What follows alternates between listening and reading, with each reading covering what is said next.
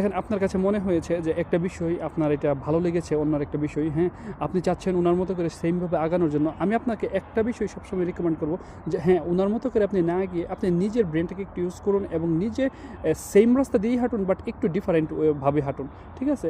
উনি হেঁটেছে সোজা বা নদী নালা খাল বিল দিয়ে, আপনি একটু এটা পার দিয়ে হাঁটে আসুন, একটু সময় লাগুক, আপনি এটার পাড়টা দিয়ে হেঁটে আসুন, এটার সাইডে দিয়ে আসুন, অথবা নদীর সাইড দিয়ে আসুন, নৌকা দিয়ে আসুন, ঠিক আছে? আমার কথাটা বোঝার চেষ্টা করুন। ট্রেনিং টু ঠিক একইভাবে আমি আপনাকে একটা স্ট্র্যাটেজি দিলাম, অথবা অন্য কারোর কাছ থেকে আপনি একটা স্ট্র্যাটেজি নিলেন, নেওয়ার পরবর্তীতে আপনি চেষ্টা করুন আপনি এই স্ট্র্যাটেজি অথবা এই স্ট্র্যাটেজিটার মধ্যে অন্য কিছু আরেকটু যোগ করে বা আরেকটু মাইনাস করে আপনার জন্য কীভাবে সুইটেবল হয়, আপনার জন্য কীভাবে সহজ হয়, ওইভাবে আপনি মানার চেষ্টা করুন, যেটাতে আপনি নিজেকে কমফোর্টেবল ফিল করেন, যেই বিষয়টাতে আপনি নিজের জন্য সহজ মনে করেন, ওই জিনিসটা ওইভাবে আপনি মানুন, তাহলে আপনি তাড়াতাড়ি একটা জিনিস অ্যাচিভ করতে পারবেন। আমার কথা বুঝতে পারছেন?